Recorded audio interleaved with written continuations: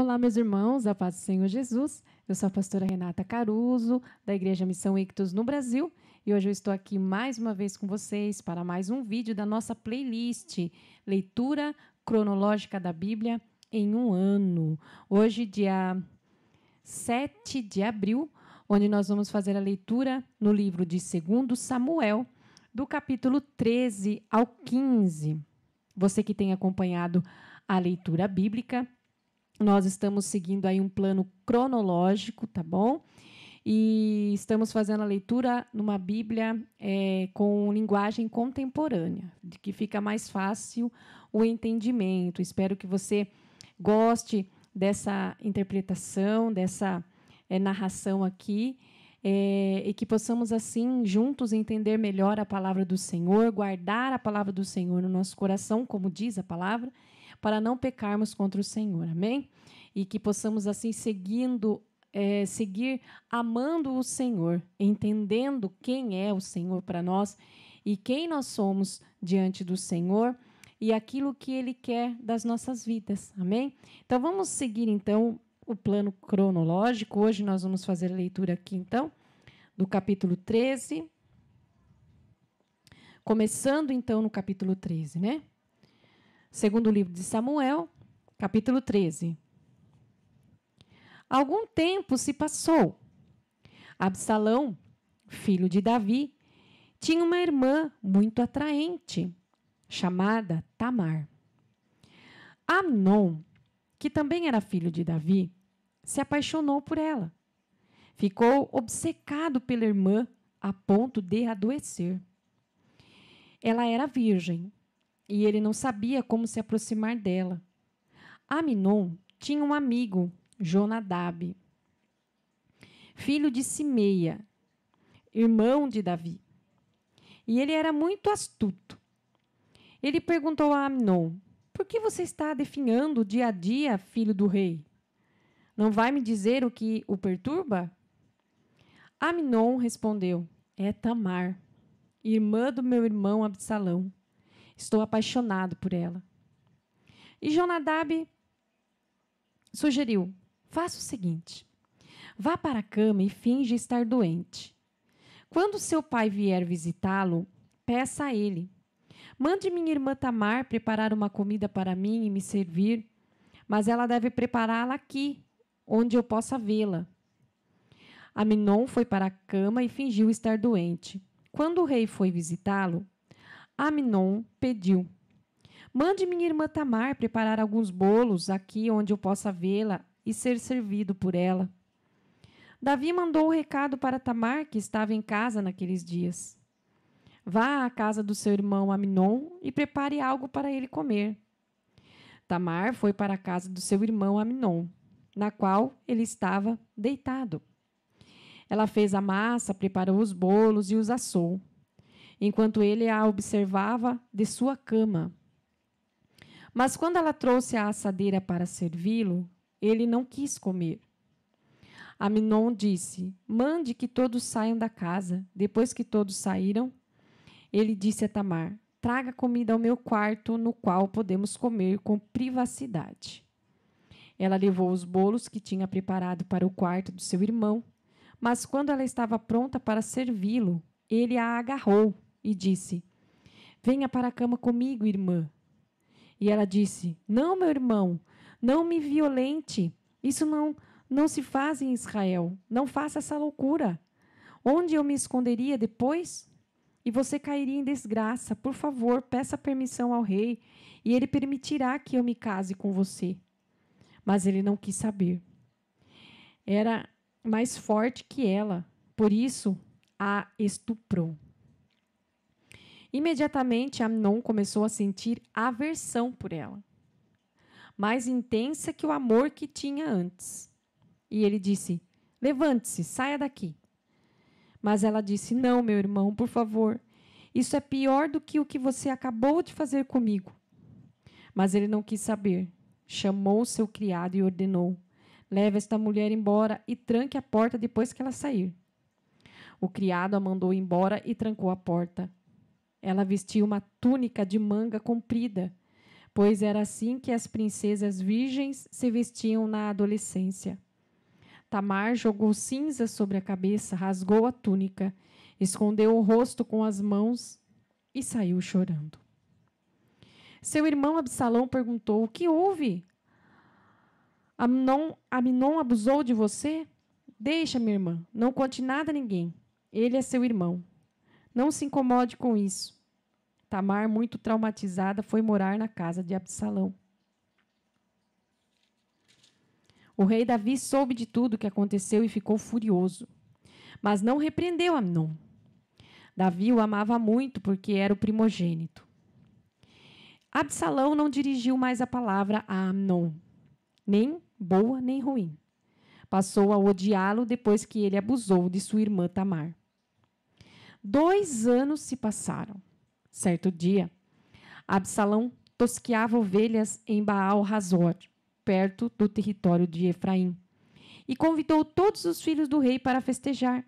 Convidou também o rei, dizendo: estou tosqueando ovelhas e quero que venha com os seus criados. Mas o rei disse: não, meu filho, desta vez não posso, nem poderia levar toda a família. Seria muita gente para você.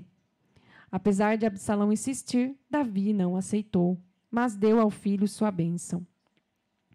Absalão disse: se você não vier, deixe meu irmão Amnon vir. E o rei perguntou: por que ele precisa ir?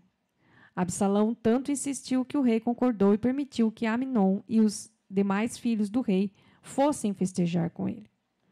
Absalão preparou um banquete à altura do rei e orientou os seus criados: fiquem atentos, quando Amnon tiver bebido bastante e estiver alegre, e eu disser: matem Amnon, vocês o matarão sem piedade. Não tenham medo.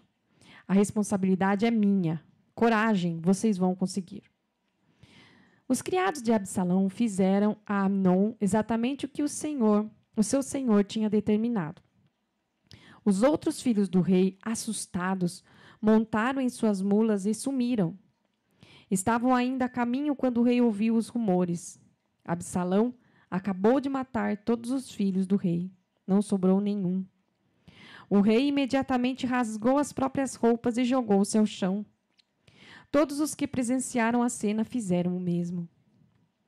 Neste momento, Jonadab, filho de Simeia, irmão de Davi, chegou e explicou: meu senhor não precisa se preocupar, pois todos os filhos do rei estão vivos, apenas Amnon foi morto.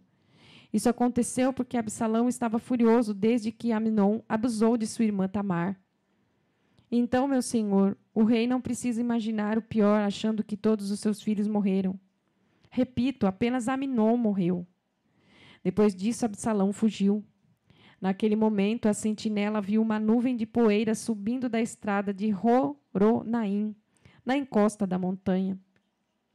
Ele contou ao rei: acabei de ver um grupo na estrada de Horonaim, em torno da montanha.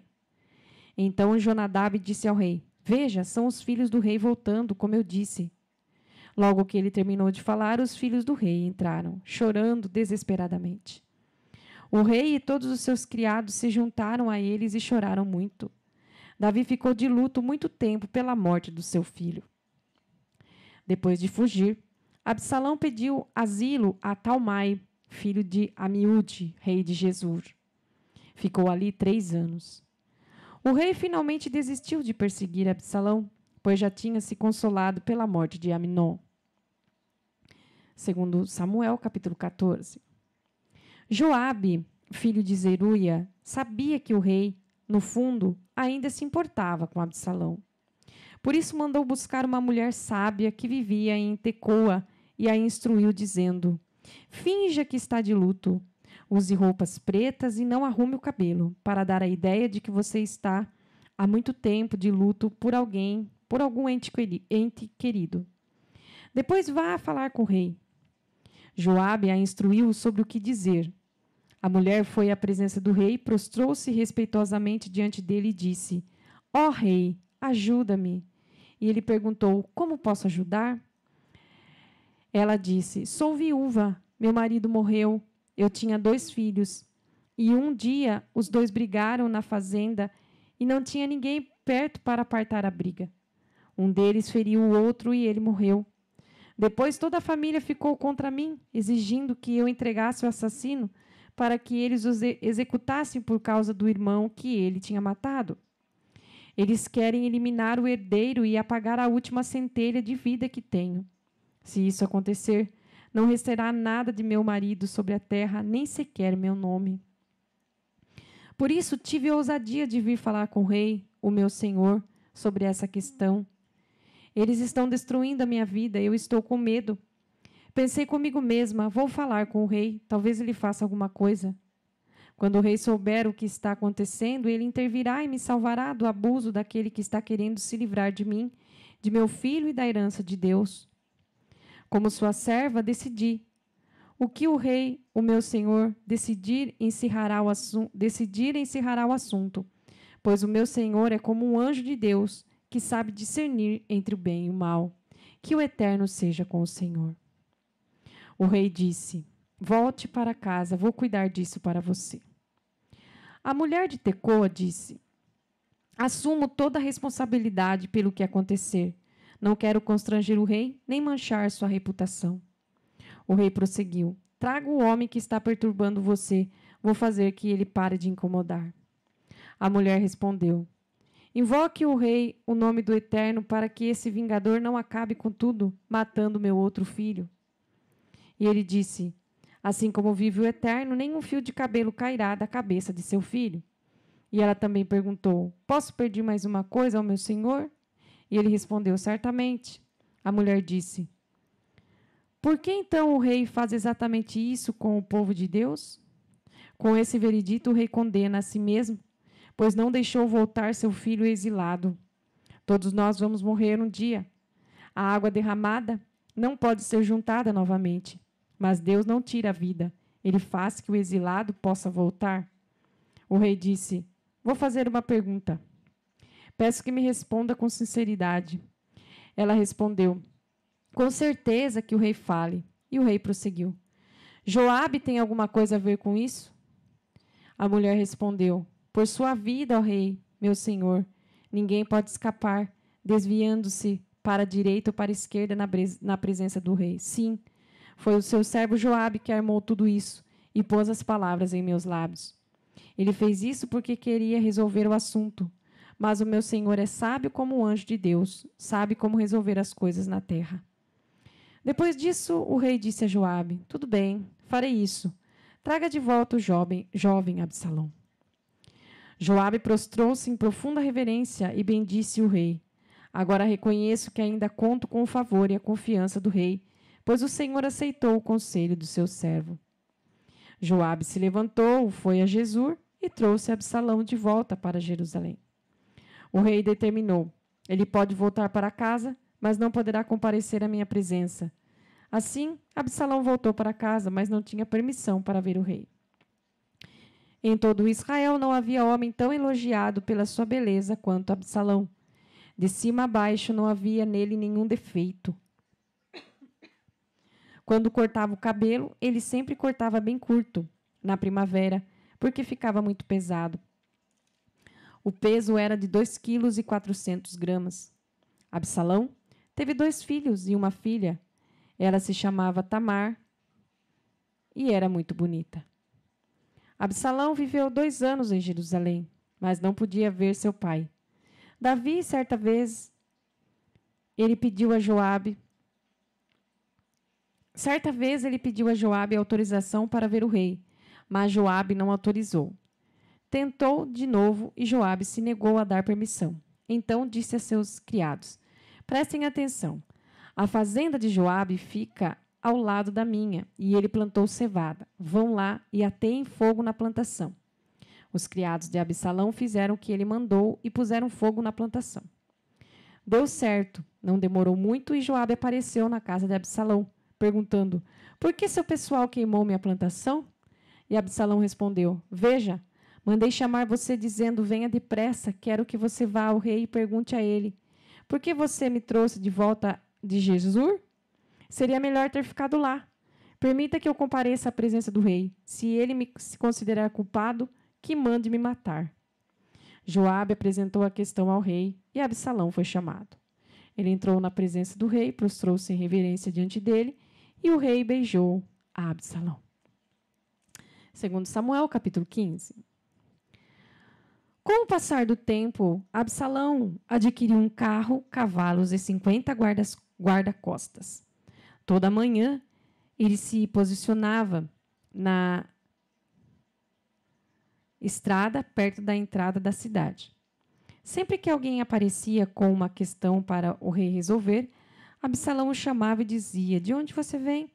E a pessoa respondia: "Sou de tal tribo de Israel." Então Absalão dizia: "Sua causa é justa, mas o rei não dará atenção."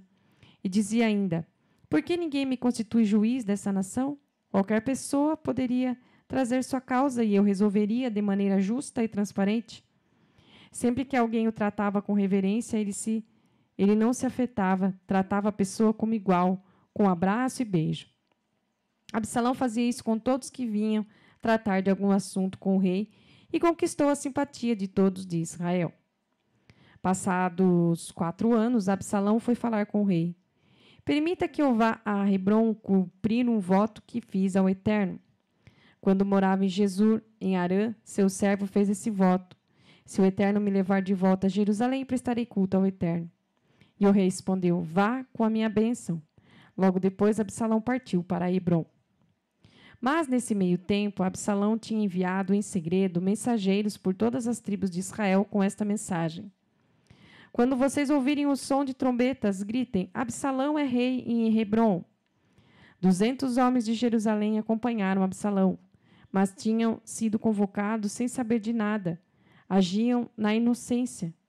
Enquanto oferecia sacrifícios, Absalão conseguiu envolver Aitofel de Gilo, conselheiro de Davi, e tirá-lo de sua cidade. A conspiração tomou força e o número dos seguidores de Absalão aumentou.